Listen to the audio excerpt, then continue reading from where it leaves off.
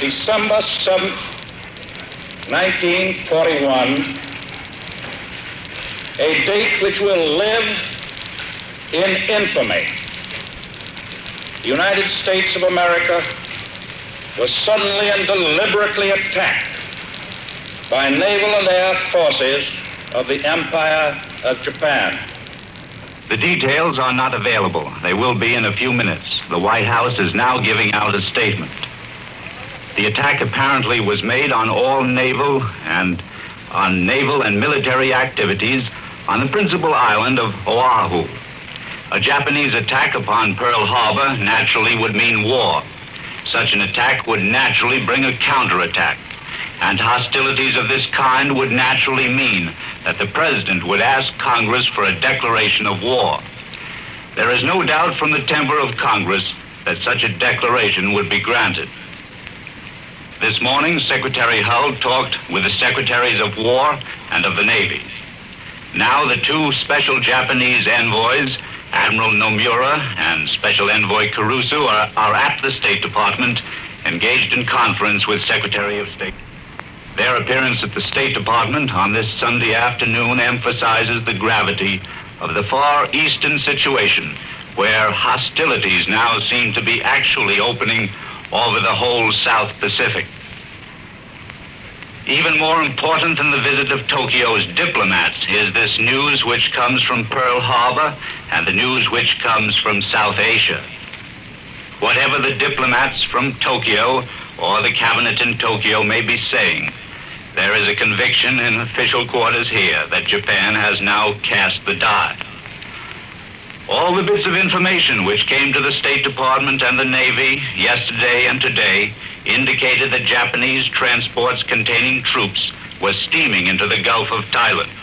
Japanese warships were providing a heavy escort. Having rounded the southernmost point of French Indochina, the convoy had as its only obvious destination Bangkok, the capital of Thailand. It was on the basis of this information that President Roosevelt sent to Emperor Hirohito of Japan his personal message last night, a message which appealed to the Mikado for restraint and peace. It seemed to be a final plea from the United States, and if the activities today are substantiated, it is a final plea. For if Japanese troops attempt to capture Bangkok or attack Pearl Harbor, the delicate balance which has maintained peace in South Asia is destroyed. The four powers, the United States, Britain, the Dutch East Indies, and Australia, have given Japan ample warning that invasion of Thailand would mean counteraction by the associated powers.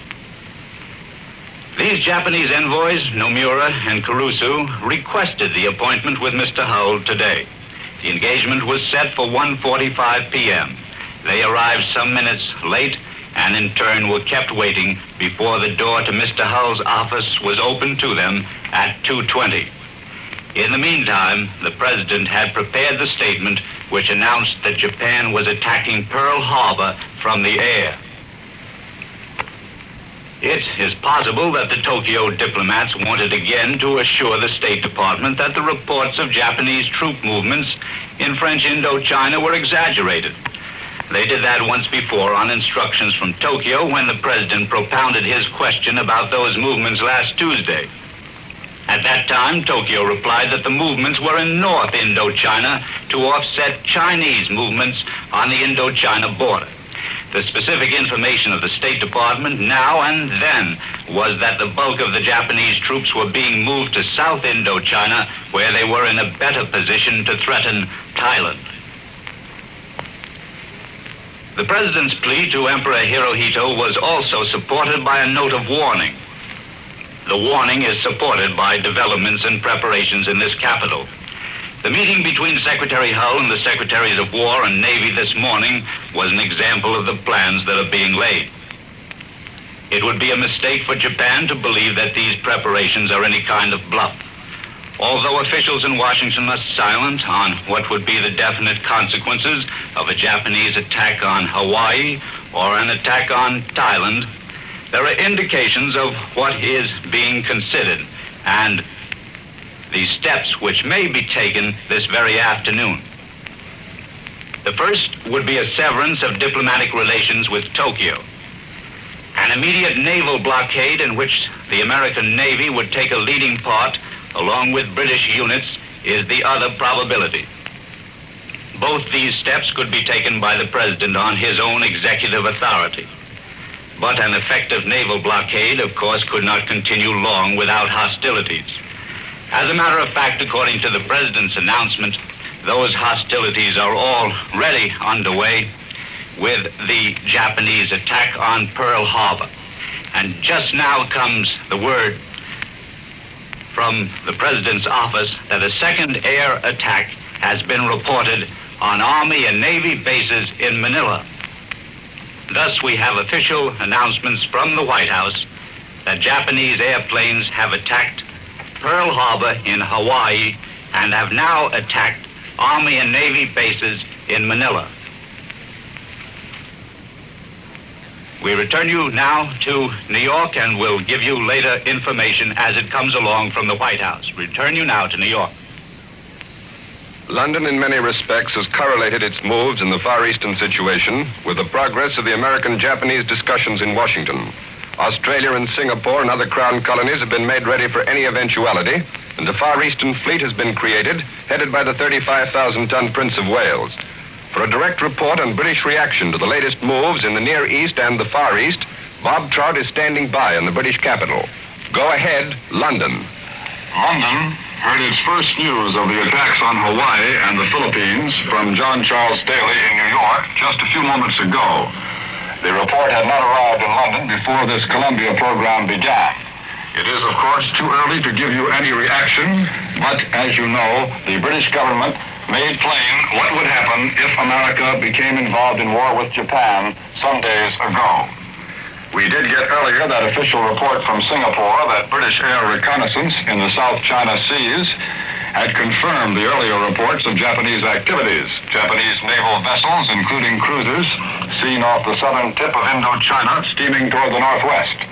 That announcement backed up those earlier dispatches from Washington telling of heavy Japanese troop concentrations in Indochina, both ashore and afloat. About the President's message to the Emperor of Japan, we heard nothing except the announcement that a message had been sent.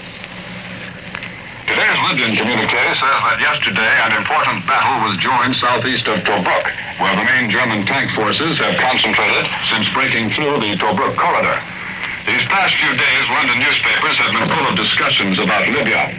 Arguments about the caliber of guns and the thickness of tank armor, about tank speed versus tank weight, about the airplane as compared to the anti-tank gun as weapons of destruction against enemy tanks. Through these lengthy articles, there has run as the theme the conviction that Britain must counter the enemy's modern war technique with methods even more modern. Now, not all this recent discussion is adversely critical. Some think that the British armed forces have already learned a lot from hard experience in this war, but there are complaints that, for example, while British tanks in the desert lay up at night like a defensive circle of covered wagons out west, the desert darkness is lit up with the flares of the Panzer repair squads patching up damaged German tanks for the next day's battle. It is interesting that a great deal of this discussion centers on the employment of air power. In the Libyan fighting, the Royal Air Force has played a larger part than in any previous conflict. But many military writers are saying that British planes still do not play the same integral part in a tank battle that the German planes do. A typical comment is this from last night's Standard. Nobody in his senses would argue that the fleet should be without its own fleet air arm. So why do we send our soldiers out to fight without the same coordinated weapon? That is some of London's reaction to the Battle of Libya. Later, I believe, we shall hear a report on this broadcast direct from Cairo. The British are disappointed about the recent experience of Dr. Julian Huxley in the United States. Just yesterday, the latest issue of The Spectator came out with some observations about British speakers in America. It said that Dr. Huxley is a speaker who will soon wear down any suspicion of propagandism. The British people I've met in London do not seem to think much of propaganda anyway. They think Britain's cause is good enough to stand on its own feet without any trimmings. They're more interested in the enemy's propaganda, which frequently causes amusement in London. German claims are printed in London newspapers, and the airwaves over Britain are full of German radio programs. Listeners can tune in whenever they feel like it. A listener with a powerful receiving set soon discovers that the German radio speakers have one story to broadcast to one country and another quite different story to put out someplace else. Last night, for example, the German-controlled Norwegian radio announced that the United States Army has become converted to communism, at least to the extent of installing political commissars. Now, in case you had not heard that the United States Army is now being run by political commissars, I thought I'd pass it along, for that's what Norwegians were told last night. I return you now to Columbia in New York. To recapitulate, the White House reported today Japanese air attacks on the Hawaiian Islands and Manila in the Philippines. Now, following a week in which the North African campaign has seen only local actions and a regrouping of forces by both sides, Bob Trout reported, rather as he told you just a few moments ago, that there is a resumption of hostilities on a major scale.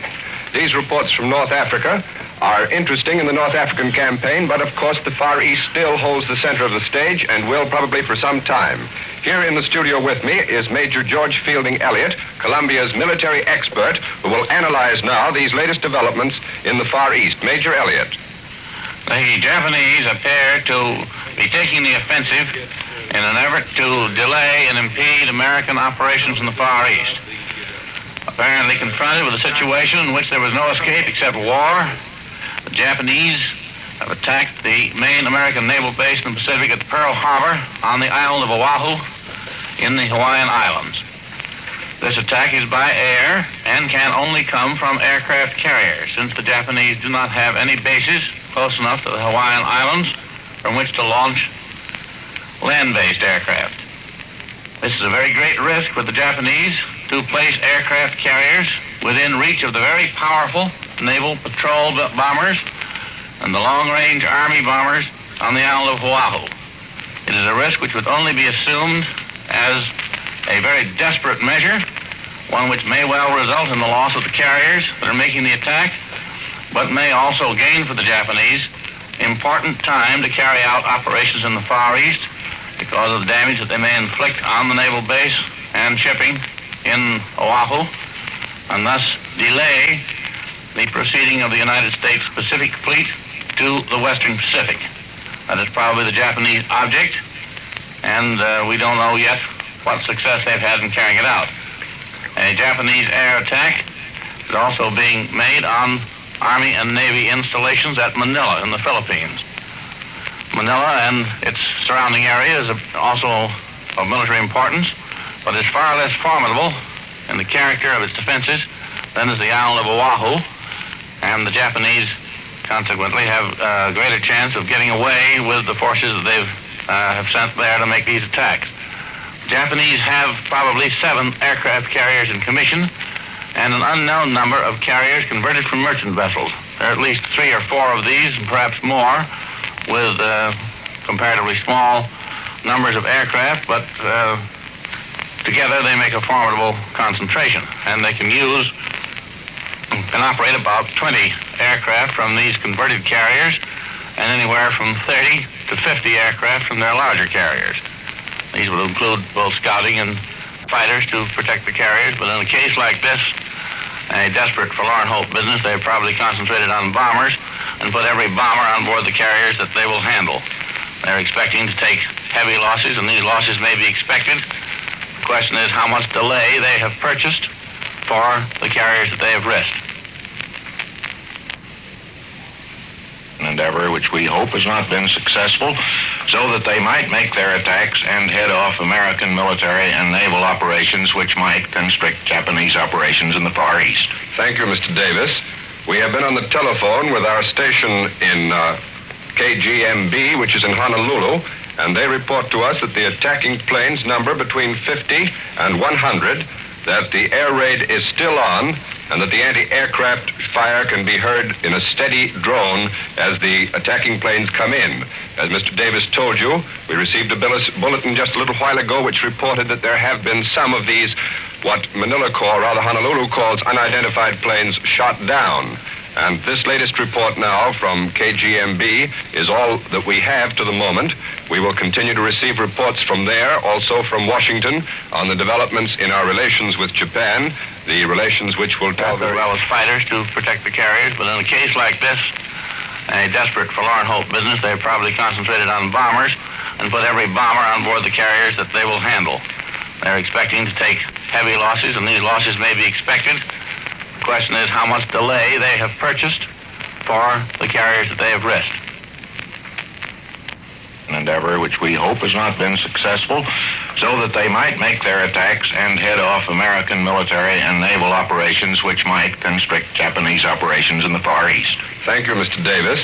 We have been on the telephone with our station in KGMB, which is in Honolulu, and they report to us that the attacking planes number between 50 and 100, that the air raid is still on, and that the anti-aircraft fire can be heard in a steady drone as the attacking planes come in. As Mr. Davis told you, we received a bulletin just a little while ago which reported that there have been some of these, what Honolulu calls unidentified planes shot down. And this latest report now from KGMB is all that we have to the moment.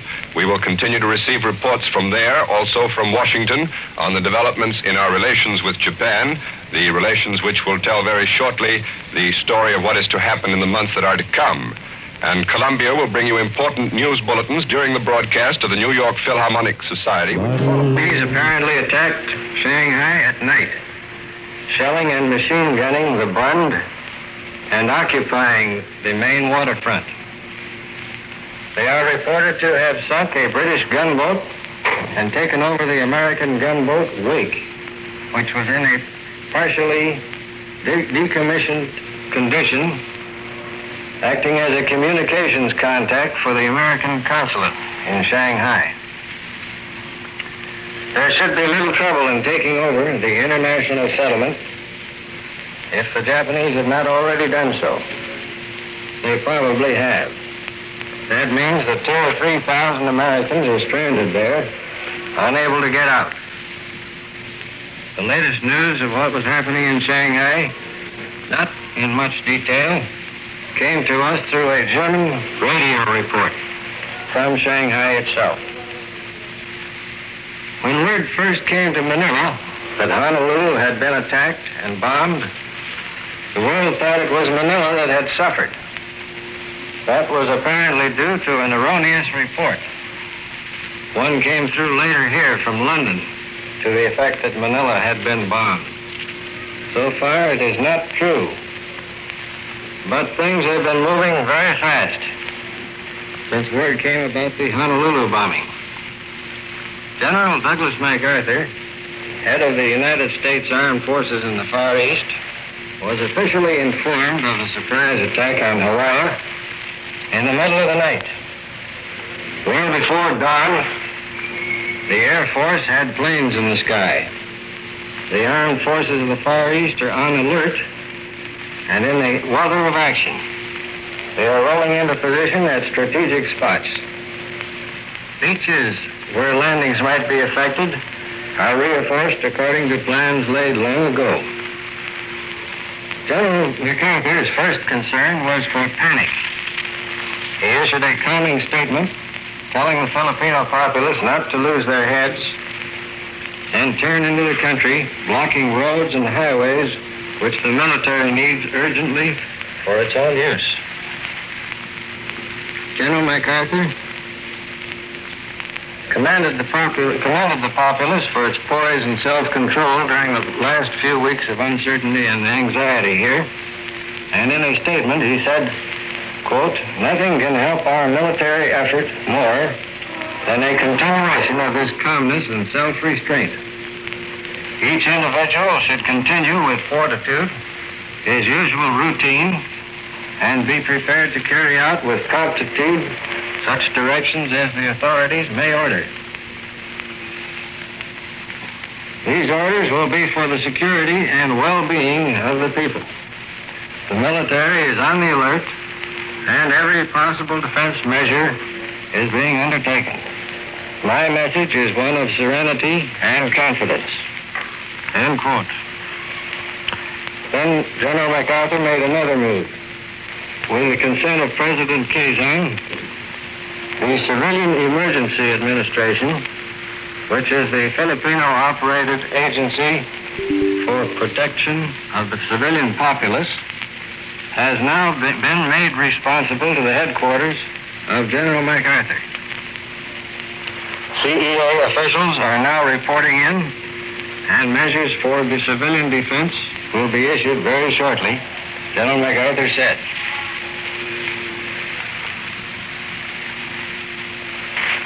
Most of the city of Manila has not realized yet the portent of the news that we are at war. The news broke here too late for the regular editions of the papers. People got up and went about their business. The news finally percolated to the community, and floods of telephone calls came into newspaper offices and government offices, wondering if it was true that the United States was at war with Japan.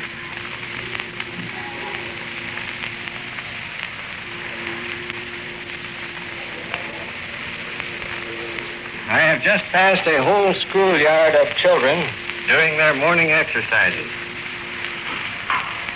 The town looks fairly normal. Planes are overhead. A large group of them just went by at this moment, headed north from Nichols Field. They are American planes guarding against attack. The Navy is likewise on its toes. Admiral Charles Hart, Commander-in-Chief of the Asiatic Fleet, gave out word that hostilities had opened with an attack on Pearl Harbor in Honolulu. Steps are being taken accordingly, was his laconic comment on that state of affairs. The Pan American Airways Clipper route runs directly across the zone of hostilities. The airline starts at San Francisco, goes to Honolulu, Midway, Wake, Guam, and the Philippines, then on to China or Singapore. The manager of Pan American Airways Manila office says they have a westbound clipper at Wake Island, but none others in the trouble zones, and none at Honolulu. There has been no time to check on what is happening at the clipper bases on Wake and Midway. A reliable source in Manila reports that the Japanese have an air base about 1,000 miles south of Wake in the South Pacific. It would be a long trip to bomb Hawaii from there, but if they send over big bombers, it could have happened. Manila, of course, wonders when its turn is coming. They noted the phraseology of the Tokyo announcement about a state of war in the Western Pacific. This is more properly the Western Pacific than is the region around Hawaii. Let me repeat, there have been no bombings in Manila yet. We don't know what to expect. Japan has pulled a surprise move in Honolulu, but the Philippines is also at war. Planes from the Air Command are scouting continuously over the coastlines and over central Luzon to intercept any possible attack from any direction that Japan might undertake. We have just received word, not fully confirmed, that Guam is in trouble. The cable company here found its line cut, and then word came along that bombers were sighted overhead at 6:45 a.m. Nothing further has come through. The next word came from Shanghai, which is practically defenseless now with the Marines gone. The United States Marines landed in Manila last week. The Japanese attacked the place apparently at night, shelling and machine gunning the famous Bund, Shanghai's waterfront. They are afraid to have sunk a British gunboat and taken over the American gunboat Wake, which was the only armed United States vessel in the vicinity. This boat was in a partially decommissioned condition, acting as a communications contact for the American consulate in Shanghai. This is Ford Wilkins in Manila, returning you now to CBS in New York. From Washington, the recruiting office of the United States Navy announces that all recruiting centers will be open at 8 a.m. tomorrow. You've been listening to Elmer Davis, Albert Warner, Bob Trout from London, and Major George Fielding Elliott with a review and analysis of the Far Eastern situation. The Wrigley Company has told us that we may interrupt their program at any time to bring you the latest bulletins. Our next special news broadcast is scheduled at 7:15 p.m. Eastern Standard Time, when we shall hear from John Daly in New York, Edward R. Murrow from Washington, and William L. Shirer.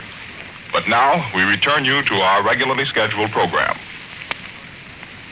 As Commander-in-Chief of the Army and Navy, I have directed that all measures be taken for our defense, but always will our whole nation remember the character of the onslaught against us.